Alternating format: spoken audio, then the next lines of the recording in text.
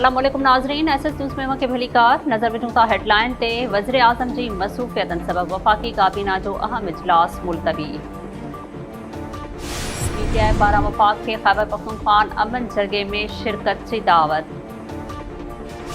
घोटकी जे कच्चे में पुलिस ऐं रेंजर्स जो गडि॒यल ऑपरेशन 9 धाड़ेल मारिजी विया।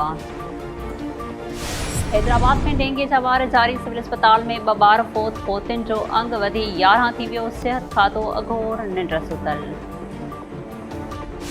नाज़रीन, ही हुयूं हिन वक़्त ताईं जूं अहम ख़बरूं। वधीक ख़बरुनि ऐं अपडेट्स लाइ विज़िट कयो असांजो फेसबुक पेज ऐं यूट्यूब चैनल। ॾिसंदा रहो एसएस।